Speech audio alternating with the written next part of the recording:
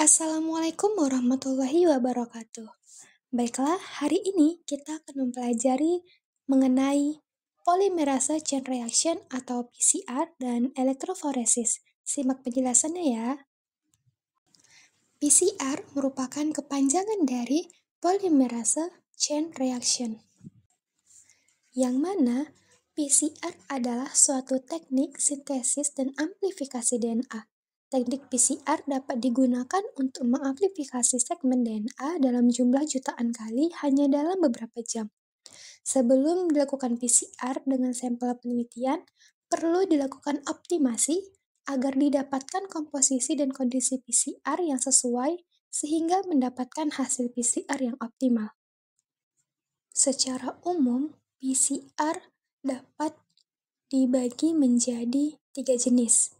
Yang pertama, PCR real-time atau qPCR, yang kedua PCR konvensional, dan yang ketiga PCR digital atau dPCR. PCR real-time merupakan metode PCR yang memungkinkan deteksi dan pengukuran DNA secara real-time selama proses amplifikasi, yang menggunakan pewarna fluoresen yang mengikat DNA yang diamplifikasi, sehingga memungkinkan pengukuran kuantitatif.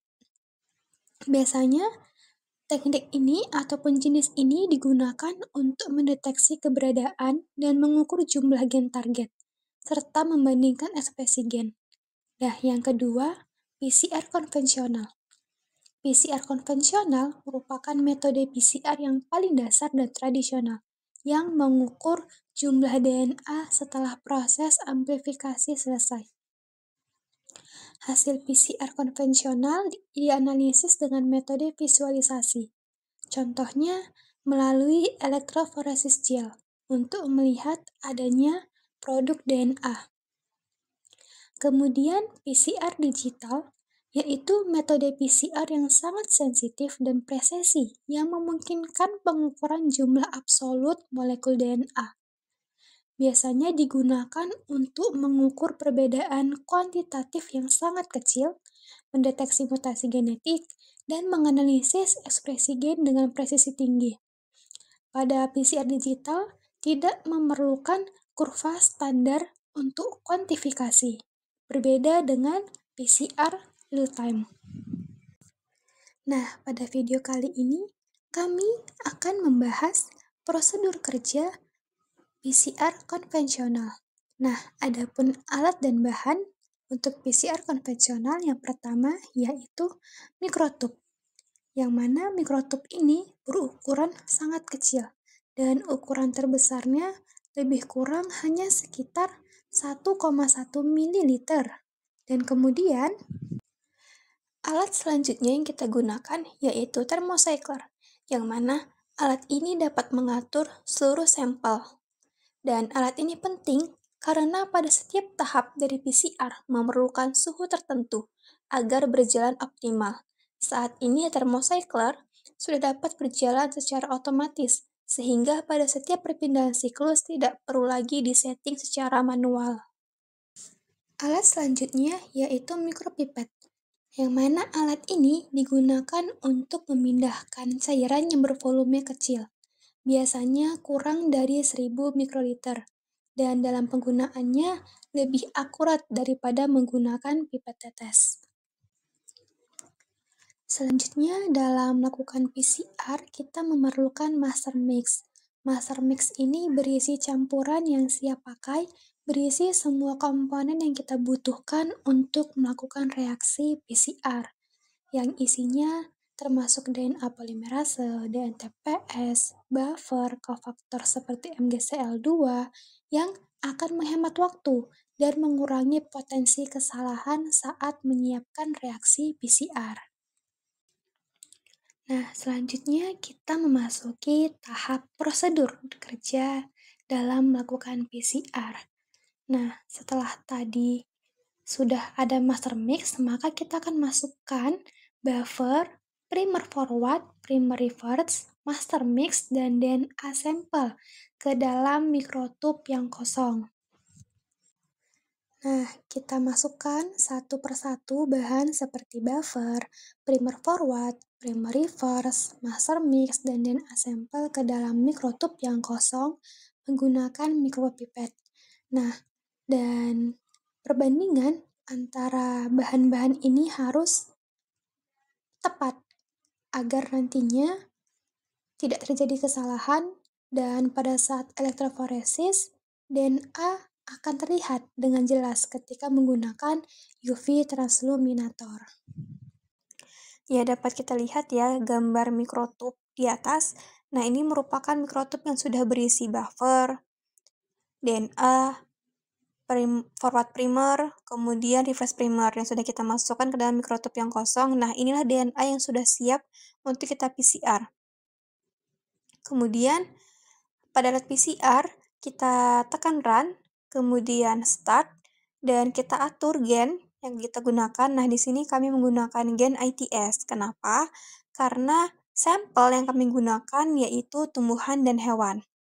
Nah, kemudian kita show untuk lihat apakah programnya sudah benar. Setelah itu, kita cek siklusnya. Nah, di sini kami membuat siklus 30. Setelah itu kita buka alat PCR dan masukkan mikrotub tadi ke dalam alat PCR dan pastikan mikrotub ini sudah diletakkan secara sempurna. Setelah dipastikan secara sempurna, kita tutup alat PCR, kemudian klik start, dan kita tunggu running PCR selama 1 jam. Setelah itu kita memasuki tahap untuk analisis elektroforesis. Ya, dapat kita lihat ya gambar mikrotub di atas. Nah, ini merupakan mikrotub yang sudah berisi buffer, DNA, forward primer, kemudian reverse primer yang sudah.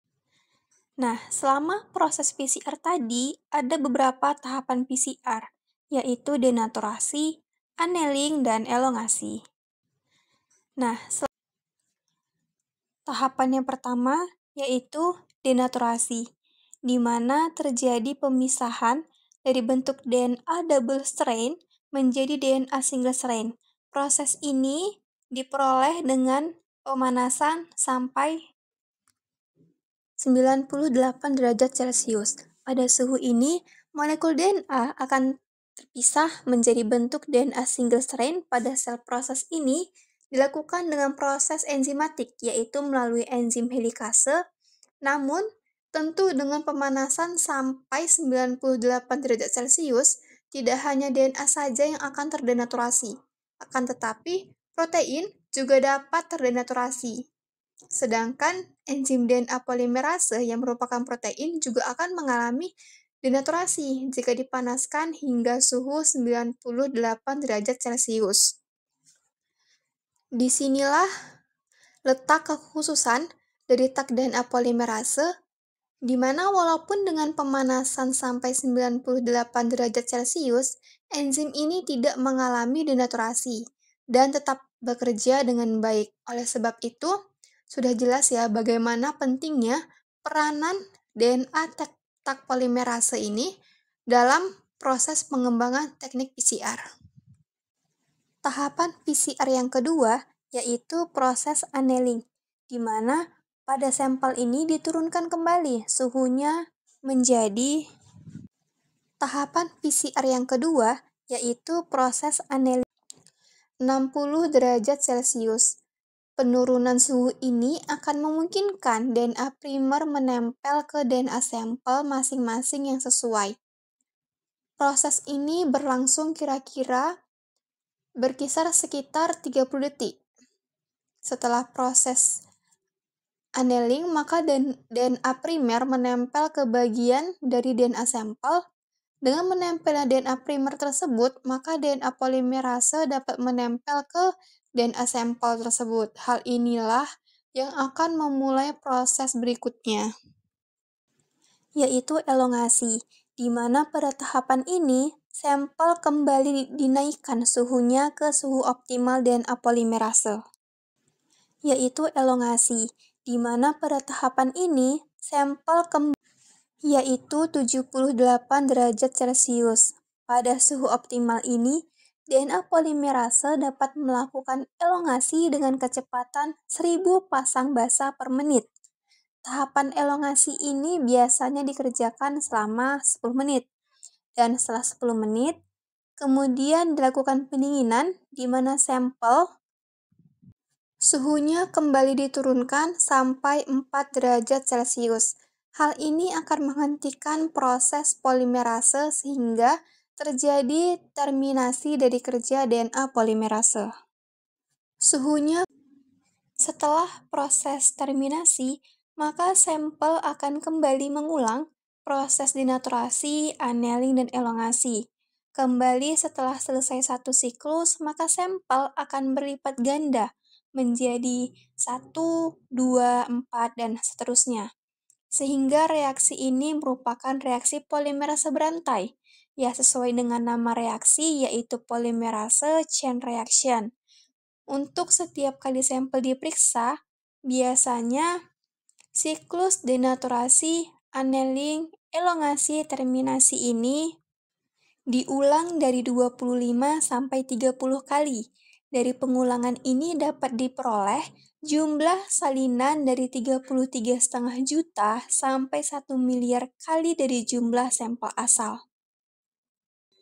Nah, kemudian hasil dari reaksi PCR akan dilakukan analisis yang biasanya dilakukan menggunakan elektroforesis, di mana elektroforesis ini prinsipnya jika kita menempatkan suatu molekul di antara dua elektroda, maka aliran elektron yang mengalir dari anoda ke benda akan membuat molekul tersebut bergerak dari arah anoda ke arah katoda. Nah, sampel atau hasil PCR tadi yang sudah selesai akan kita analisis menggunakan elektroforesis gel. Nah, ini adalah tampilan gambar elektroforesis gel yang sudah didinginkan. Kemudian setelah dingin akan diberikan buffer TAE 1 kali. Nah, buffer TAE ini adalah buffer yang sering kita gunakan dalam elektroforesis gel agarose, yang mana fungsinya untuk mengalirkan arus listrik melalui gel agarose sehingga DNA atau RNA dapat dipisahkan berdasarkan berat molekulnya. Nah, bisa kita lihat pada gambar ini merupakan buffer TAE 1 kali yang dituangkan ke dalam gel agarose yang sudah dingin. Nah, di mana buffer TAE 1 kali ini digunakan sebagai media pelarut agarosa dan sebagai buffer berjalan atau running buffer dalam elektroforesis gel agarosa, terutama dalam pemisahan DNA dan RNA. Buffer inilah yang memungkinkan aliran listrik dan menjaga pH serta konsentrasi ion yang stabil selama proses elektroforesis dan memastikan pemisahan asam nukleat yang efektif. Setelah gel agarose sudah dingin dan ditambahkan buffer TAE 1 kali, kita siapkan DNA dan kemudian kita berikan pewarna sebelum dimasukkan ke dalam gel agarose. Ditambahkan sebanyak 2 mikroliter agar warna pada hasil elektroforesis menjadi terang. Nah, setelah itu kita mixing atau kita campur DNA yang sudah kita PCR tadi dengan pewarna dan kita masukkan ke dalam gel agarose. Setelah gel agarose sudah dingin dan ditambahkan buffer TAE 1 kali, kita siapkan DNA dan kemudian kita berikan pewarna sebelum dimasukkan ke dalam gel agarose. Ditambahkan sebanyak 2 mikroliter agar warna pada hasil elektroforesis menjadi terang. Nah, setelah itu kita mixing. Setelah semua sampel dimasukkan, Tutup gel agar-rose dan hubungkan mesin elektroforesis dengan power supply yang telah disiapkan. Sisi yang memiliki sumuran yang telah diisi DNA kemudian diberikan arus bermuatan negatif, sedangkan sisi yang tidak memiliki sumuran diberikan arus positif. Atur waktu dan volt pada power supply dengan 100 volt selama 40 menit dan biarkan DNA bergerak hingga waktu selesai. Amati pergerakan yang terlihat pada well. Setelah semua sampel dimasukkan, tutup gel agar-rose dan hubungkan mesin elektroforesis dengan power supply yang telah disiapkan. Sisi yang memiliki sumuran yang telah diisi DNA kemudian diberikan arus bermuatan negatif, sedangkan sisi yang tidak memiliki sumuran diberikan arus positif. Atur waktu dan volt pada power supply dengan 100 volt selama 40 menit dan setelah 40 menit, matikan power supply lalu angkat gel agar-rose. Setelah 40 menit, matikan power supply lalu angkat gel agar-rose. Setelah 40 menit, matikan power supply lalu angkat. Kemudian kita amati gel agar-rose menggunakan UV transluminator. Kemudian kita amati gel agar-rose menggunakan UV transluminator. Nah, ini adalah gambar hasil analisis elektroforesis gel yang diamati menggunakan UV transluminator. Nah, dapat dilihat bahwa ada garis-garis fluoresen horizontal atau bisa disebut juga dengan band yang menunjukkan adanya DNA yang telah dipisahkan berdasarkan berat fragmennya. Ada band tipis, tidak ada band, dan band tebal. Nah, kalau yang band tebal ini menandakan konsentrasi DNA tinggi atau produk PCR banyak. Nah, kemudian band tipis itu menandakan konsentrasi DNA rendah, yang berarti produk PCR sedikit. Dan yang tidak ada band, artinya tidak ada PCR, tidak ada hasil DNA, ataupun PCR gagal. Nah, ada beberapa alasan kemungkinan penyebab perbedaan hasil. Ada yang hasilnya tebal, tipis, dan kosong. Untuk yang tebal, kemungkinan PCR efisien, yang berarti primernya cocok, kemudian DNA template-nya baik, dan reagennya optimal. Kemudian konsentrasi DNA awal tinggi. Nah, yang tipis itu bisa terjadi karena sedikit amplifikasi, seperti primer yang kurang cocok, kemudian adanya degradasi DNA, dan konsentrasi rendah, dan enzim tak tidak optimal. Kalau yang bandnya kosong, ini terjadi karena tidak adanya amplifikasi atau primernya gagal, kemudian tidak ada template dan misalnya PCR mix salah, ataupun bisa terjadi karena kesalahan pipet dalam memasukkan larutan. Ya baiklah, mungkin itu saja yang dapat kami sampaikan. Semoga dapat dipahami dan dapat bermanfaat. Terima kasih. Assalamualaikum warahmatullahi wabarakatuh.